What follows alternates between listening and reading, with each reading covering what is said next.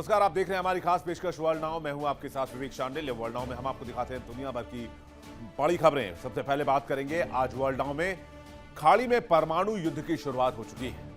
हाँ, ये वो परमाणु युद्ध नहीं है जिसमें परमाणु बम का इस्तेमाल होता है, लेकिन ये वो परमाणु युद्ध है जिसमें परमाणु संयंत्रों को निशाना बनाया जा रहा है और इस युद्ध ने पूरी दुनिया की सांसें थाम दी।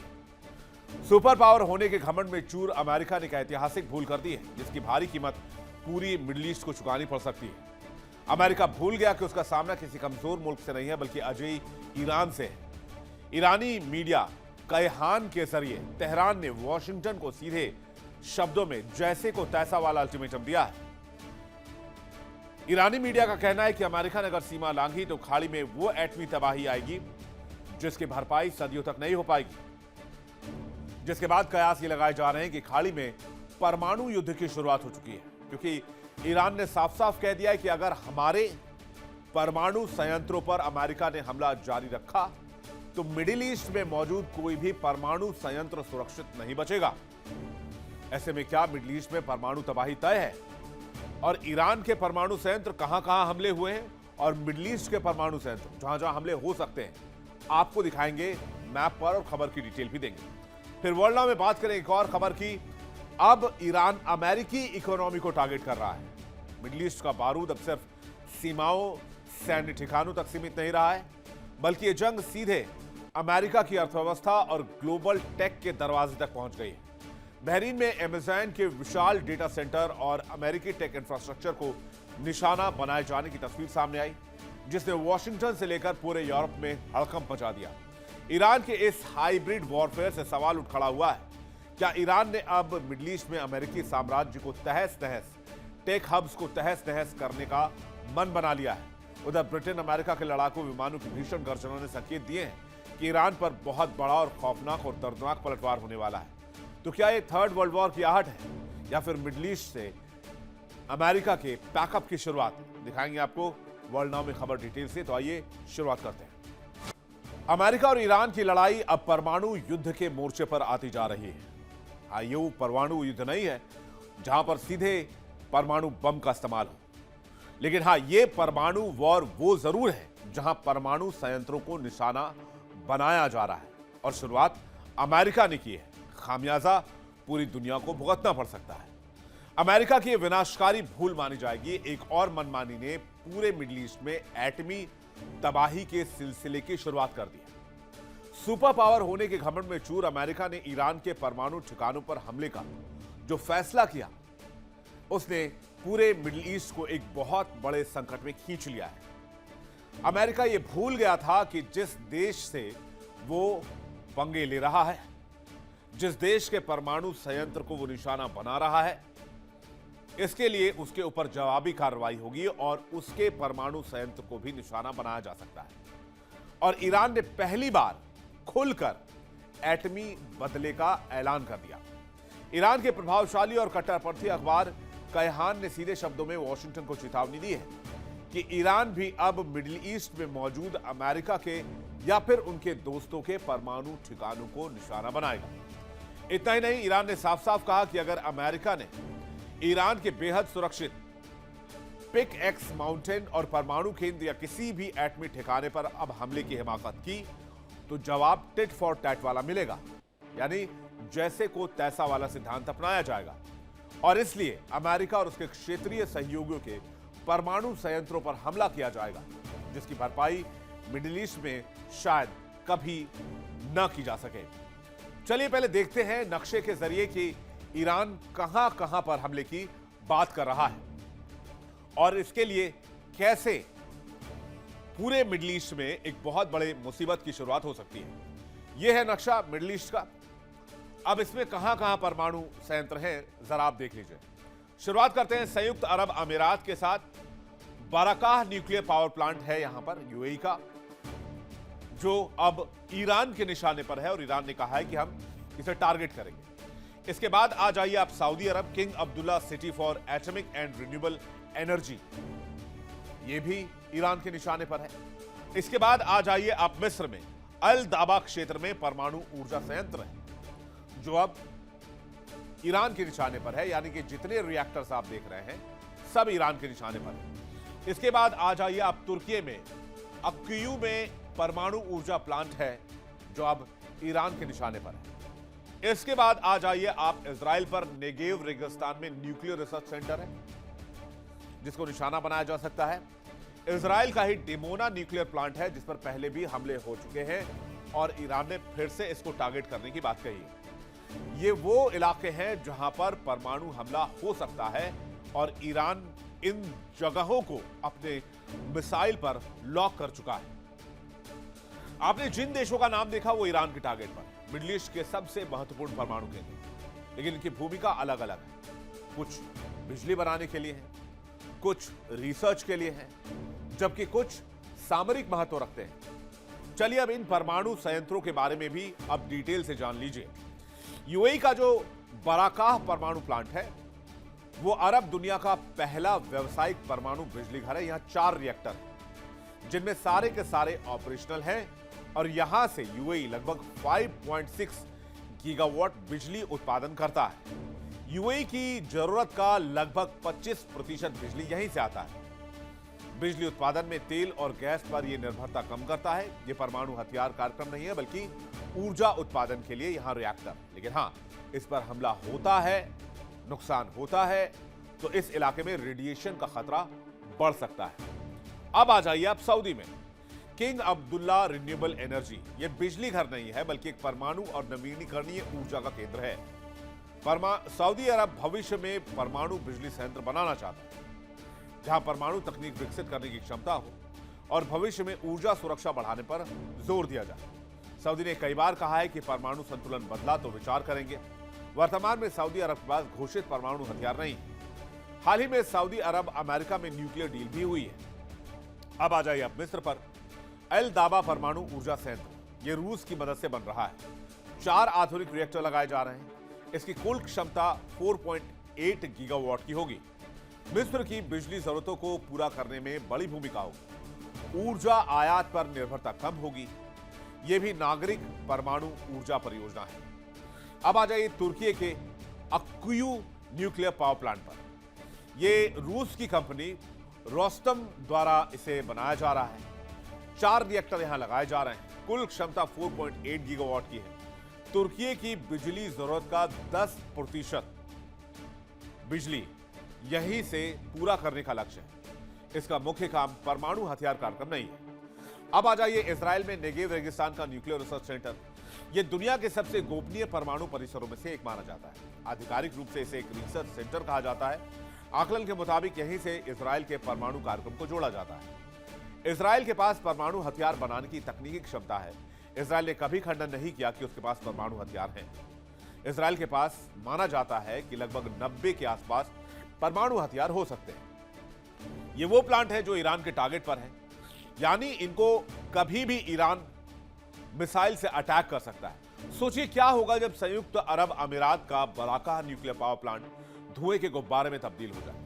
जब सऊदी अरब की किंग अब्दुल्ला सिटी और मिस्र के अल दाबा परमाणु संयंत्र पर मिसाइलें गिरेंगी तो तबाही सिर्फ तुर्की का अक्यू न्यूक्लियर प्लांट हो, इजराइल का नेगेव रेगिस्तान हो, डिमोना हो, न्यूक्लियर रिसर्च सेंटर हो, अगर ये एटमी ठिकाने ईरान के मिसाइल हमले की जद में आए तो हमला सिर्फ रिएक्टर्स पे नहीं हो, इस इलाके में परमाणु रेडिएशन का खतरा बढ़ सकता है जिससे यहां के आसपास का वातावरण जहरीला हो जाएगा। अगर आप इसको और डिटेल से समझना चाहते हैं तो आप चेरनोबिल का न्यूक्लियर प्लांट हादसा जरूर एक बार सर्च कीजिएगा, जिससे आपको अनुमान लगेगा कि ये कितनी बड़ी तबाही में यह हमला बदल सकता है। एक रेडियो एक्टिव प्रलय जैसा हो जाएगा जिसमें हवा जहरीली हो जाएगी, पानी हमेशा के लिए जहरीला हो जाएगा और करोड़ों निर्दोष लोग जो इस रेडिएशन की चपेट में आएंगे वो तरह तरह की बीमारियों के शिकार हो सकते हैं और आने वाली पीढ़ियों पर भी इसका इंपैक्ट होगा। इसके अलावा मिडिल ईस्ट की अर्थव्यवस्था का जो बेड़ा गर्क होगा वो एक दूसरी तरफ है। यानी कुल मिलाकर आप देखें तो अमेरिका की सनक ने पूरे मिडिल ईस्ट को परमाणु तबाही के मुहाने पर ला खड़ा किया है और ईरान साफ साफ कह रहा है कि भाई बहुत हो गया, आपने हमारे परमाणु सेंटर्स को बहुत निशाना बना लिया। अगर आपने आगे हमारे परमाणु रिएक्टर्स को, ऊर्जा केंद्रों को निशाना बनाना जारी रखा तो मिडिल ईस्ट में मौजूद तमाम परमाणु संयंत्र सुरक्षित नहीं रहेंगे। कयहान अखबार की चेतावनी के मुताबिक ईरान टिट फॉर टैट का जवाब देगा और मिडिल ईस्ट में अमेरिकी या उसके मददगारों के एटमी ठिकानों को ईरान बैलिस्टिक मिसाइलों से डायरेक्ट अटैक करेगा। इजराइल का डिमोना प्लांट अमेरिका की शह पर चल रहा है और माना यह जाता है कि एक बहुत खतरनाक एटमी ठिकाना है जो अब ईरान के निशाने पर है। खाड़ी के अलग अलग देशों में बने अमेरिकी सैन्य बेस और उनकी ऊर्जा प्रणालियां भी ईरान के टारगेट पर होंगी। किसी सामान्य सैन्य अड्डे पर हमला करना अलग बात है, लेकिन न्यूक्लियर एनर्जी सेक्टर पर या परमाणु केंद्रों पर हमला करने का मतलब है पूरी दुनिया के लिए, स्पेशली मिडिल ईस्ट के लिए, तबाही के उस दरवाजे को खोलना जिसे शायद बंद ना किया जा सके और यहां से शायद यू टर्न भी मुमकिन ना हो। और अमेरिका के इस बचकानी और आक्रामक नीति के नतीजे बेहद भयावह हो सकते हैं। आगे आपको बताएंगे कि ईरान आखिर ऐसी धमकियां क्यों दे रहा है, ईरान के इस गुस्से की वजह क्या है। ईरान मिडिल ईस्ट में परमाणु तबाही लाने की तैयारी कर रहा है और अमेरिका के जितने भी अलायंस हैं उनके न्यूक्लियर प्लांट्स को मिसाइल से अटैक करने की धमकी दी है। तो सवाल यह है कि ईरान ऐसा क्यों कर रहा है, क्यों अमेरिका ईरान को उनके परमाणु संयंत्रों को निशाना बना रहा है और इसलिए शायद ईरान भी न्यूक्लियर साइट्स को टारगेट करना चाहता है, मिसाइलों से अटैक करना चाहता है। अमेरिका ईरान के पिक्सिस माउंटेन पर हमला करने की बात कर रहा है, इसलिए ईरान ने धमकी दी है। ईरान के कुछ ठिकानों को अमेरिका ने लगातार अटैक किया है, जिसमें से नतांज परमाणु साइट, फोर्डो परमाणु साइट, एस्फहान परमाणु साइट, बुशहर पर भी अमेरिका लगातार अटैक कर रहा है और मिसाइल और बम्बार्डिंग लगातार जारी है।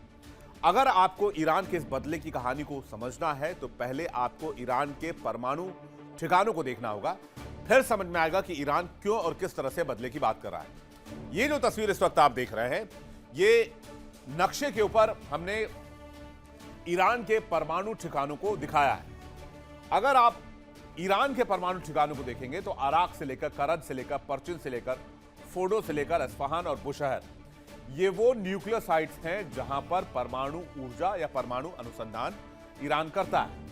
लेकिन सबसे इंपॉर्टेंट यह है कि यहां इन तमाम इलाकों में 90% एरिया में अमेरिका ने लगातार बम्बार्डिंग की है और जिससे ईरान के ऊर्जा सुरक्षा को नुकसान हुआ है। और इस वजह से ईरान यह कह रहा है कि अगर आप हमारे परमाणु संयंत्रों को निशाना बनाएंगे तो हम आपके और आपके दोस्तों के परमाणु संयंत्रों को निशाना बनाएंगे। नतांज पर अमेरिका कई बार अटैक कर चुका है, फोर्डो पर भी अमेरिका कई बार हमले कर चुका है, एस्फहान पर भी अमेरिका लगातार हमले कर रहा है, बुशहर पर भी यूएस लगातार अटैक कर रहा है। इसके अलावा अराक, परचिन और करज पर भी अटैक कर चुका है। अराक और परचिन पर अभी तक हमला नहीं हुआ। यानी ये ईरान के वो ठिकाने हैं जहां पर ईरान अपने न्यूक्लियर रिसर्च और ऊर्जा बनाने का काम करता है। मैं आपको डिटेल से बताता हूं एक एक परमाणु संयंत्र के बारे में। नतांज के बारे में, ईरान का सबसे बड़ा और प्राथमिक यूरेनियम संवर्धन केंद्र है। एस्फहान प्रांत में तेहरान से लगभग 250 किलोमीटर दक्षिण में मौजूद है। यह फ्यूल एनरिचमेंट प्लांट है, मुख्य रूप से भूमिगत है। यहां IR-1, IR-2M, IR-4 और IR-6 श्रेणी के हजारों सेंट्रीफ्यूज काम करते हैं। यहां 60% तक यूरेनियम संवर्धित किया जा सकता है। यहां अमेरिका और इजराइल कई बार हमला कर चुका है, इसलिए पानी सिर से ऊपर जा रहा है। फोर्डो को अगर आप देखेंगे तो ये ईरान का सबसे अत्यधिक सुरक्षित भूमिगत संवर्धन केंद्र है। यह पिक्सिस माउंटेन के नीचे है। यह पवित्र शहर कोम के पास एक पहाड़ी के सैकड़ों फीट अंदर बनाया गया है। इसे ग्रेनाइट के चट्टान को काटकर इतनी गहराई में बनाया गया है कि इसे पारंपरिक बंकर, बस्टर बम से नष्ट नहीं किया जा सकता है। इस केंद्र में अत्याधुनिक सेंट्रीफ्यूज लगे हैं जहां पर उच्च संवर्धित यूरेनियम का उत्पादन होता है। अमेरिका लगातार यहां हमले कर रहा है। अब आ जाइए एस्फहान पे।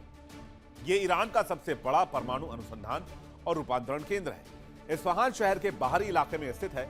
यहां खदानों से मिलने वाले येलो केक पर काम होता है। कच्चा यूरेनियम को प्रोसेस करके गैस में तब्दील किया जाता है। बाद में इसे संवर्धित करने के लिए नतांज और फोर्डो भेजा जाता है। यहां भी अमेरिका लगातार हमले कर रहा है। अब आ जाइए आप बुशहर पे। यह ईरान का पहला और एकमात्र कमर्शियल न्यूक्लियर पावर प्लांट है। दक्षिण पश्चिम ईरान में फारस की खाड़ी के तट पर है। रूस के सहयोग से बनाया गया है। 1000 मेगावाट बिजली क्षमता यहां पर है और इसका इस्तेमाल देश की ग्रिड के लिए बिजली उत्पादन के लिए होता है। ये केंद्र अंतर्राष्ट्रीय परमाणु ऊर्जा एजेंसी की पूर्ण निगरानी में रहता था, लेकिन आइए ये अब ईरान से जा चुका है। इस प्लांट का ईंधन भी रूस से आयात निर्यात किया जाता है। इस प्लांट को लगातार अमेरिका निशाना बना रहा है। अब आ जाइए अराक। भारी जल उत्पादन और अनुसंधान रिएक्टर केंद्र है। मरकजी प्रांत के अराक शहर के पास स्थित है। ये एक विशाल और भारी पानी पावर प्लांट है। यहाँ IR-40 रिएक्टर स्थित है, जो प्लूटोनियम उप उत्पाद के रूप में बना सकता है। 2015 के JCPOA जो डील अमेरिका से हुई, उसके बाद इसके डिजाइन में बदलाव किए गए थे। अब रह गया आपका परचिन और करज। तेहरान के दक्षिण पूर्व में स्थित विशाल सैन्य परिसर है।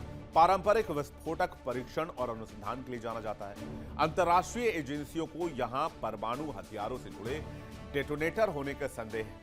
करज में सेंट्रीफ्यूज के पुर्जों और रोटर्स का निर्माण होता है। नातांज और फोर्दो में इस्तेमाल होने वाले सेंट्रीफ्यूज यहीं बनाए जाते हैं। सेंट्रीफ्यूज में ही यूरेनियम रखकर एनरिचमेंट किया जाता है। यानी ये वो न्यूक्लियर साइट्स हैं जो लगातार अमेरिकी और इजरायली हमलों की जद में रहे। इसलिए ईरान ने फैसला किया है कि अब अगर न्यूक्लियर साइट्स पर अटैक होते हैं तो अब जवाब जैसे को तैसा फॉर्मूले पर मिलेगा, टेट फॉर टैट फॉर्मूला पर मिलेगा। यानी पानी सिर से ऊपर जा चुका है। अमेरिकी हमले या ईरान के पलटवार में किसी भी सक्रिय परमाणु केंद्र की कंक्रीट दीवारें टूटती है तो इससे निकलने वाला रेडिएशन केवल एक शहर तक सीमित नहीं रहेगा। ये कई देशों की सीमाओं को लांघ सकता है। हवा जहरीला कर सकता है। रेडियो एक्टिव कचरा लाखों मासूमों की जान ले सकता है। अमेरिका के लिए सबसे बड़ी सबक यह है कि ईरान के न्यूक्लियर साइट्स पर वो हमला फौरन बंद कर दे, अगर वो मिडिल ईस्ट में परमाणु तबाही नहीं चाहता है। लेकिन अगर उसकी यह हिमाकत लगातार जारी रहती है तो फिर ईरान की हाइपरसोनिक और बैलिस्टिक मिसाइल अमेरिकी हितों, उसके सहयोगियों के परमाणु ठिकानों पर गिरेंगी, जिससे मिडिल ईस्ट में मौजूद अमेरिकी सहयोगियों के परमाणु संयंत्र नष्ट होंगे, रेडिएशन फैलेगा। और इतिहास गवाह है, अमेरिका जब जब मिडिल ईस्ट में अपनी दादागिरी दिखाने आया, उसे जलील होकर लौटना पड़ा। इराक और अफगानिस्तान के बाद अब ईरान में टांग अड़ाकर अमेरिका ने अब तक की सबसे बड़ी भूल की है।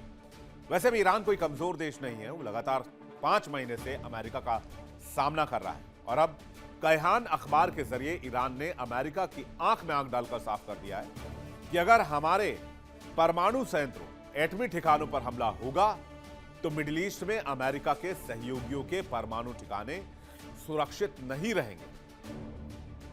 और अमेरिका की इस आक्रामक नीति ने पूरे खाड़ी क्षेत्र को परमाणु युद्ध की आग में समेट लिया है। देखना होगा कि अमेरिका अपनी इस आक्रामक नीति से पीछे हटता है या फिर नहीं। और अगर नहीं हटता है तो ईरान का विनाशकारी पलटवार मिडिल ईस्ट में क्या सिचुएशन पैदा करता है। अमेरिका ईरान की अर्थव्यवस्था को घुटनों पर लाना चाहता है और अब ईरान भी अमेरिकी इकोनॉमी को हिट करने की रणनीति पर काम कर रहा है। यानी मिडिल ईस्ट का बारूद केवल सीमाओं और सैन्य ठिकानों तक सीमित नहीं है। ये जंग अब अमेरिकी अर्थव्यवस्था और ग्लोबल टेक पर हमले तक पहुंच चुका है। बहरीन में अमेज़न के डेटा सेंटर और अमेरिकी टेक इंफ्रास्ट्रक्चर को निशाना बनाए जाने की खबर आई, जिसके बाद वॉशिंगटन से लेकर पेंटागन तक अधिकारियों के, जनरलों के होश उड़ गए। सवाल यह, क्या ईरान ने अब अमेरिकी कंपनियों को अपना नया सॉफ्ट टारगेट बना लिया है? और अगर हां, तो क्या यह अमेरिकी इकोनॉमी के लिए बहुत बड़ा सेटबैक होगा? मिडिल ईस्ट में अमेरिका का बहुत बड़ा इन्वेस्टमेंट है।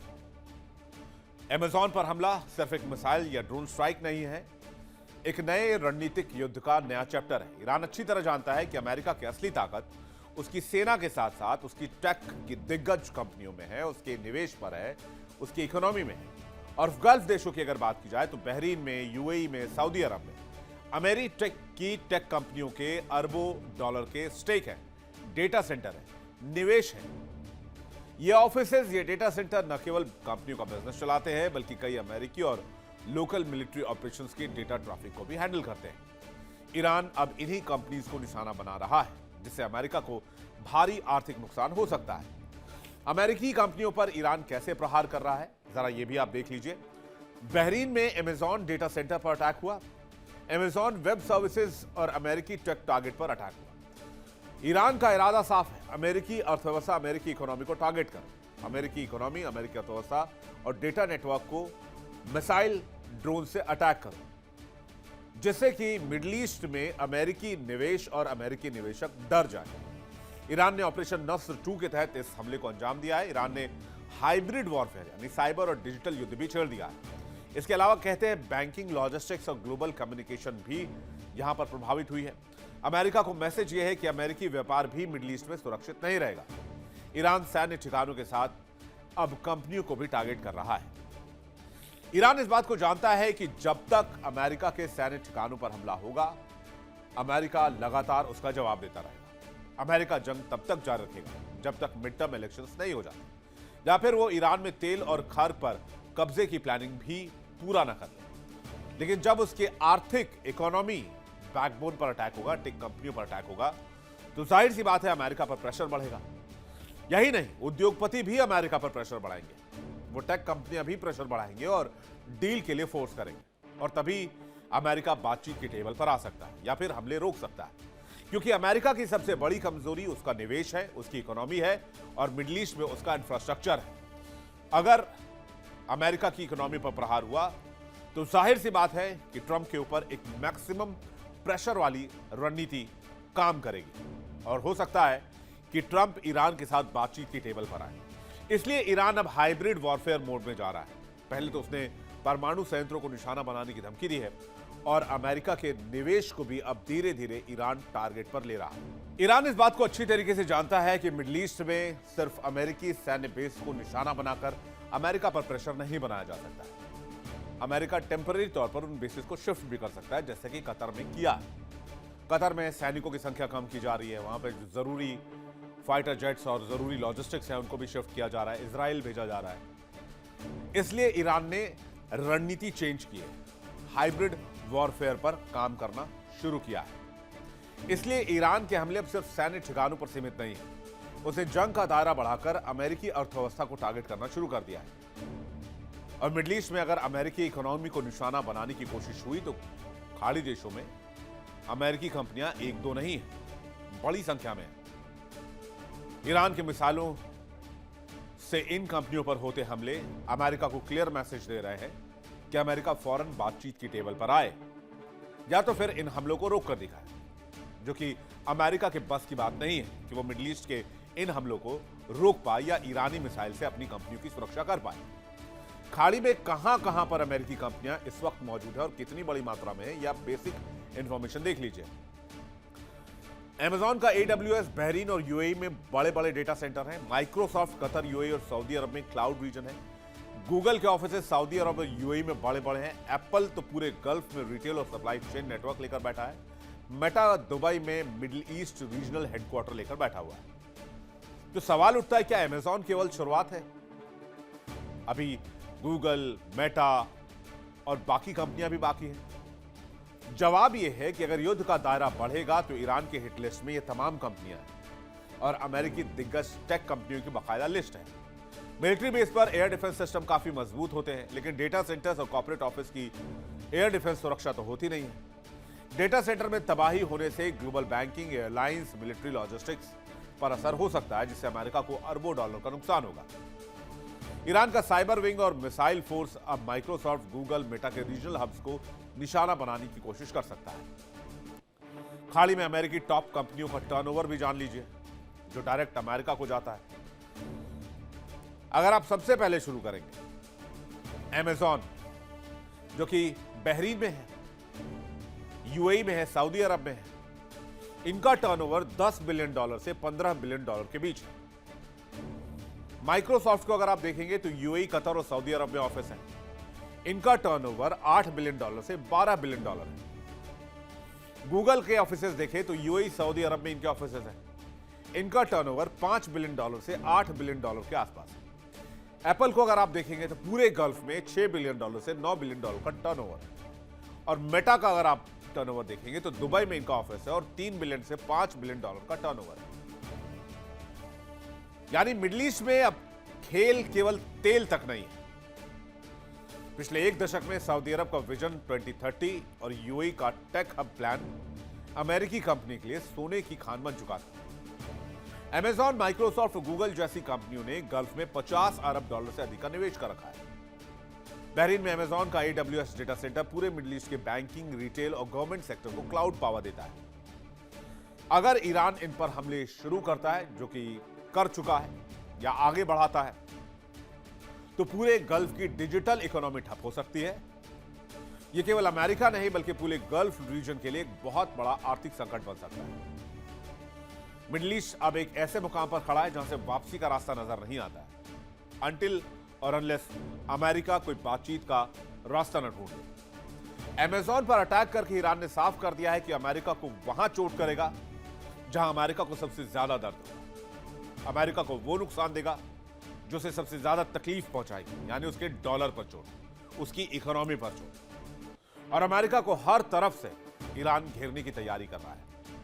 ईरान पहले ही कर चुका है कि तुम्हारे मिडिल ईस्ट के जो दोस्त हैं उनके न्यूक्लियर साइट भी सुरक्षित नहीं है, और अमेरिका का जो निवेश है मिडिल ईस्ट में वो भी सुरक्षित नहीं है। तो क्या अमेरिका इस चुनौती को सामने से लेगा, बातचीत करेगा, या फिर हमले का जवाब हमले से देगा? चाहे जो भी हो, तबाही मिडिल ईस्ट में होनी ही है। वर्ल्ड नाउ में फिलहाल इतना ही, वक्त एक ब्रेक का है, फौरन लौट रहे। देखिए इंडिया डेली 24/7 अब आपके स्मार्ट टीवी पर। इंडिया डेली मौजूद है सभी डिजिटल प्लेटफॉर्म पर लाइव और लगातार। इंडिया डेली 24/7 हर दिन राष्ट्र को समर्पित।